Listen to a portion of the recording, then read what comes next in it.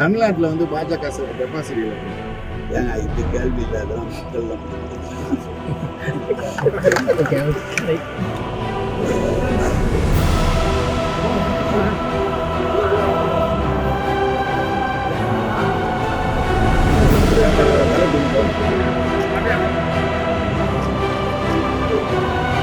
யார் வர வேண்டும் என்பதை விட யார் வரக்கூடாது என்பதை கருத்தில் கொண்டு ஒவ்வொருவரும் வாக்களிக்க வேண்டும் என்று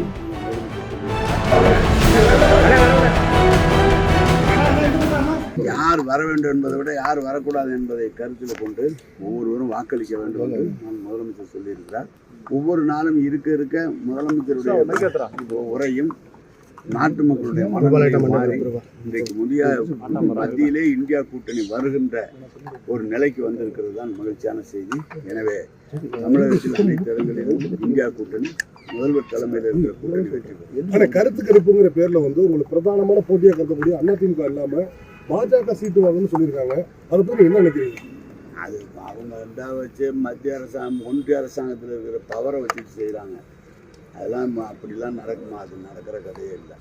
அப்படி பார்த்தா 40 நீங்கள் தானே வாங்கன்னு சொல்றீங்க. நாங்கள் வருவோங்க, நீங்கள் 2வது இடத்துக்கு 3வது இடத்துக்கு போட்டியை கேட்குறீங்க, அதுக்கு சொல்கிறேன். இந்தியா கூட்டணி எவ்வளோ இடத்துல நான் வெற்றி பெறும்? இந்தியா முழுவதும் பெரும்பாலும் ஆட்சி அமைக்கக்கூடிய அளவுக்கு பெரும்பான்மை பெற்று. ஆனால் இப்போ திருச்சியை பொறுத்த வரைக்கும் ஒரு வைகோவுடைய மகன், இன்னொரு பக்கம் பெரம்பலூர்ல உங்களுடைய மகன், இந்த தேர்தல் எப்படி பார்க்குறீங்க? இதில் ஒன்றும் ஸ்பெஷல் இல்லை. எங்கள் பையன்லாம் எது இருந்தாலும் திமுக கேண்டிடேட்டு உதயசூரியன், இது தோழமை கட்சி, அவங்க நெருப்படி. அது அந்த அளவில் தான் இருக்கும். முதலமைச்சருடைய உரையெல்லாம் நீங்கள் கேட்டிருக்கிறீங்க, எல்லாரும் கேட்டிருக்கீங்க. 20 கூட்டம் பேசியிருக்கிறாங்க. அவருடைய உரை மாதிரி இது மாதிரி யாரும் விலைக்கு சொன்னதே இல்லை. ஒன்றிய அரசிலிருந்து எவ்வளோ தூரம் தமிழகம் பாதிக்கப்பட்டுள்ளது என்பதை எடுத்து இருக்கிறார். எனவே நாட்டு மக்கள் முழுமையாக முதலமைச்சர் வெற்றி வாய்ப்பு அப்படி 2 தொகுதியுமே வெற்றி வாய்ப்பு நல்லா இருக்கு. இப்போ சேலத்துக்கு நீங்கள் தான் பொறுப்பு. அவர் வந்து அதிமுக கோட்டைன்னு சொல்லியிருக்காரு எடப்பாடியார். அங்கே எப்படி இருக்கும் சார்? அவங்க கட்சி அவங்க இருக்கிற இடத்துல போட்டேன்னு தான் சார் சொல்லுவாங்க. ஜெயிக்க போது செல்வகன் இருக்காங்க சார். தமிழ்நாட்டில் வந்து பாஜக டெபாசிட் இழக்கும். ஏங்க இது கேள்வி இல்லை, அதெல்லாம் மக்கள் தான் முடிவு பண்ணணும் நான் சொல்றேன்.